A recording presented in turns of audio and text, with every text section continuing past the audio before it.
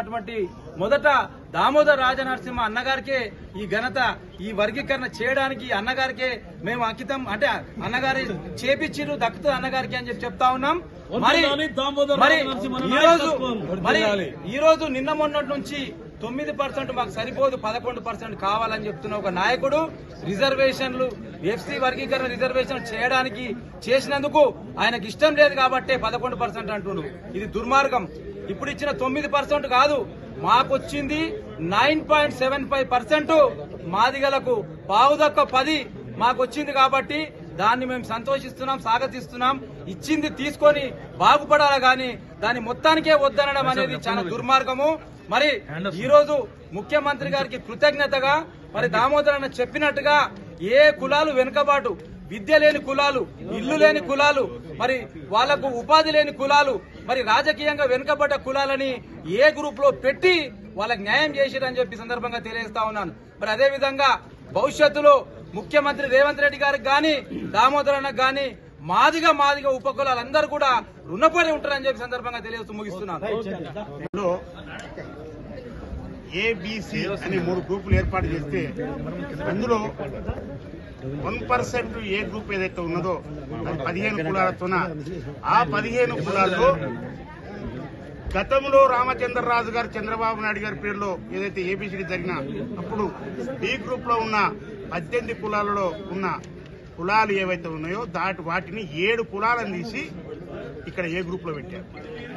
ఆ రోజేమో బిలో ఉన్నారు, ఈ రోజు ఏలో ఉన్నారు. వాళ్ళు ఎవరంటే బురగదంగ, డక్కలోడు, డోరు, మాతంగి. ఈ యొక్క సెమీ అక్తర్ గారు ఎవరైతే కమిషన్ ఉందో ఆర్థిక, సామాజిక, విద్యాపరంగా, ఉద్యోగ పరంగా 5 రకాలుగా వెనకబడ్డ వాళ్లను ఏ గ్రూప్ లో పెట్టారు. ఈ ఏ గ్రూప్ లో ఈ రోజు వచ్చిన వాళ్ళు గతంలో బి గ్రూప్ లో ఉన్న 7 కులాలు, అదే రకంగా సి గ్రూప్ లో ఉన్న మన్నెపొల్లు అని వాళ్ళు ఒకటి సి గ్రూప్ నుంచి తీసుకున్నారు, ఒకటి బి గ్రూప్ నుంచి తీసుకుని బురగజంగాలను కలుపుకొని అక్కడ 1% రిజర్వేషన్ ఇచ్చింది. నిన్న కృష్ణమాదిగా మాట్లాడతాడు దామన్న మీద, దామోదర్ రాజనరసింహ మీద. నీవు శాతగానోడివి, నీవు వెళ్లిపోయి మంత్రివర్గం నుంచి అని నిజానికి చెప్తున్న కృష్ణమాదిగా నీవు శాతగానోడివి. కొట్లాడినోడు కాదు మొగోడు, సాధించి విజయాన్ని అందించినోడు వాడు మొగోడు. దామోదర్ రాజనరసింహ అర్థమైందా? నీకు కావాల్సింది ఏంటంటే గిల్లి పంచాయతీ చేయడం. ఈ రోజు నీకు ఏం దొరకలేదు, మాది వాళ్ళది అయిపోయింది. ఇప్పుడు నేత కాని మాలోళ్ళకు పంచాయతీ పెట్టడానికి ఒక నేత కాని పక్కన కూర్చోబెట్టుకున్నావు మాజీ ఎంపీ. ఇప్పుడు వాళ్ళు దానికి సావాలి. నీవు మొత్తం కూడా నీ జీవితం మొత్తం కూడా ఉద్యమాలేనా? ఇంకా మాది వాళ్ళు ఎప్పుడు ఉద్యమాలే చేయాలన్నా? ఉద్యోగాలు చేయొద్దా? చదువుకోవద్దా? ఆ రోజు నక్సలైట్లు నాశనం పట్టించుర్రు, ఈ రోజు నీవు నాశనం పట్టే పడుతుంది. నాకు ఇప్పుడు 9% రిజర్వేషన్ తీసుకొచ్చి పెట్టాడు మా అన్న దామోదర్ రాజనరసింహ మరియు మాదిగల దేవుడు రేవంత్ రెడ్డి. రేవంత్ రెడ్డి గారు ఒక్కొక్క నిమిషం అందరూ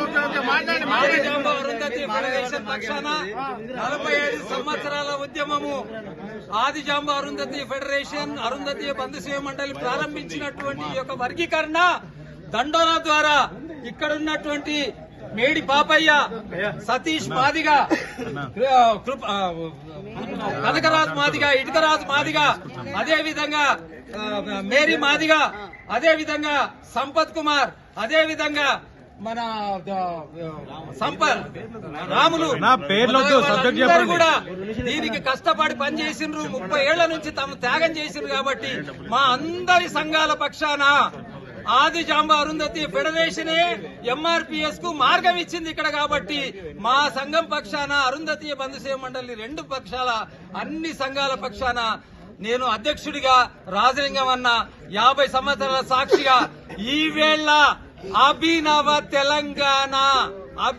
తెలంగాణ సావు మహారాజ్ ముఖ్యమంత్రి రేవంత్ రెడ్డి గారి యొక్క చలవతోటే ఈ యొక్క జరిగిందని దీనికి మార్గం వేసి వెనక ఉండి తెర వెనుక భీష్ముడి పాత్రలో, ధర్మరాజు పాత్రలో, అర్జునుడి పాత్రలో పనిచేసినటువంటి దామోదర్ రాజనరసింహ మంత్రి గారికే ఈ యొక్క అవకాశం దక్కిందని మేము వాటిని ఫోటోలు పెట్టుకొని మేము పూజించే రోజు కాబట్టి జీవితంలో వాళ్ళిద్దరిని మనవమని కార్యవర్గానికి, వాళ్ళ కార్యవర్గానికి అందరికి శుభాకాంక్షలు తెలియజేస్తూ, షమీమ్ అఖ్తర్ కమిటీ కూడా శుభాకాంక్షలు తెలియజేస్తూ ధన్యవాదాలు. జై మాదిగా. నేను ఒకటే అంటున్నా, బి గ్రూప్ లో ఉన్న వాళ్ళకు మాదిగలకు న్యాయం జరిగింది, సి గ్రూప్ లో ఉన్న బాలలకు న్యాయం జరిగింది. కరెక్ట్ గా అయ్యా నేను యావత్తు తెలంగాణ ప్రజలకు, దేశ ప్రజలకు ఒకటే విజ్ఞప్తి చేస్తుంది. తెలంగాణ రాష్ట్రంలో 15% రిజర్వేషనే ఉంది, 15 ఉంది. ఈ 15 వచ్చితే 10 మాదిగోళ్ళకి వస్తుంది, 5 మారులకు వస్తుంది అన్నప్పుడు ఈ రోజు పావు దక్క 10 రిజర్వేషన్ వచ్చింది. కృష్ణమాదిగా దొంగ మాటలు వినొద్దు, ఎవరు కూడా ఆ దొంగ మాటలు వినొద్దు. నిజానికి చెప్తున్నాను, మా మాదిగలకు ఈ రోజు న్యాయం చేసేటట్టుగా నిలబడ్డ వ్యక్తి దామోదర్ రాజనరసింహన్న. ఆయన గురించి చాలా అవాకులు చెవాకులు తప్పుగా మాట్లాడిన. అదే రకంగా వివేక్ వెంకట స్వామి, అదే రకంగా మల్లికార్జున ఖార్గే వర్గీకరణ అడ్డుకున్నాడా?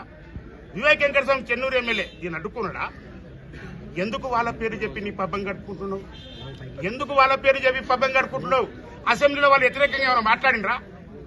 వర్గీకరణ వ్యతిరేకించి మాట్లాడినరా? కావాలని నీ పబ్బం గడుపుకోవడానికి, నీవు బతకడం కోసం, నీకు అవార్డు రావడం కోసం ఏమయ్యా సావు డబ్బు కొట్టడానికి 1,00,000 డబ్బులు కావాలి కానీ సంబరాలు చేయడానికి 1,00,000 డబ్బులు వనికిరావా? హైదరాబాద్ లో సావు డబ్బు కొట్టడానికి వస్తా అంటావు. మన సంబరం ఏపీసీ అయింది కదా, సంబరం కూడా చేయాలి కదా. సరే, నీకు చేయడానికి బుద్ధి లేదు, నీ మోడీని కౌగిలించుకుంటువి, నీవు ఆయనతోనే ఉంటావు. నీ నల్ల జెండా కింద కాషాయం జెండా ఉండినే. వర్గీకరణ కావాలి కదా. ఆంధ్రప్రదేశ్ రాష్ట్రంలో ఎంఆర్పీఎస్ పుట్టిన ప్రాంతం అది, ఒంగోలు. మళ్ళీ ఆడ వర్గీకరణ కావాలి కదా. హైదరాబాద్ రావాల్సిన 1,00,000 డబ్బులను విజయవాడకి ఎందుకు మలపలే? వాయి చేసుకొని పోతాం. దామోదర్ రాజనరసింహ రేవంత్ రెడ్డి గారు, ఈ రోజు నేను ముఖ్యమంత్రి రేవంత్ రెడ్డి గారు కలిసిన. రేవంత్ రెడ్డి గారు ఒక మాట అన్నారు, సతీష్ మేము మొదటి నుంచి మీరు పోరాటం చేస్తుంది చూసినాం. ఈ రోజు సామాజికంగా, ఆర్థికంగా, విద్యాపరంగా అందరినీ చూసి ఏబీసీ చేసినాం. దాంట్లో మాదిగలకు 9 ఇచ్చినాం. పోయినసారి చంద్రబాబు నాయుడు పీరియడ్ లో 7% వచ్చిందయ్యా, నేను 9% ఇచ్చాను. ఈ మందకృష్ణ మాదిగ లేనిపోయిన పంచాయతీ పెట్టి రాజకీయ లబ్ధి ఉండాలని చెప్పి చూస్తున్నాడు. ఇది కానీ ఇట్టే లొల్లి పెడితే ఉన్నది కూడా పోతుంది, చట్టం కూడా చేయనటువంటి పరిస్థితులు ఏర్పడతాయి. అంతటి గందరగోళం సృష్టిస్తున్నాడు.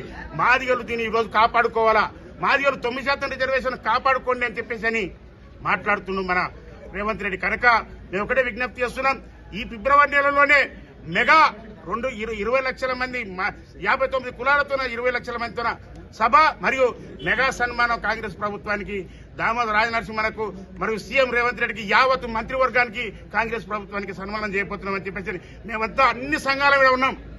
అన్ని సంఘాల ఈ రోజు కూర్చున్నాం. మాకు అన్యాయం జరగలేదు, బుడగజంగాలకు అన్యాయం జరగలేదు, మాదిగలకు అన్యాయం జరగలేదు, మాలలకు అన్యాయం జరగలేదు. గంటోర ఉద్యమకారులందరి విజయము, మాదిగ గంటోర ఉద్యమకారులందరూ ఉన్నారు కాబట్టి మందకృష్ణ మాదిగ సక్సెస్ అయిండు, పద్మశ్రీ వచ్చింది. ఈ రోజు మా రేవంత్ రెడ్డి గారు ఈ రోజు ఆయన కలుసుకున్నాడు కాబట్టి ఆయన కూడా ఎంఆర్పీఎస్ ఉద్యమంలో ఒక రెడ్డి కులస్తుడైన ఆయన ఒక కార్యకర్తగా నిలబడి వర్గీకరణ చేసిండు.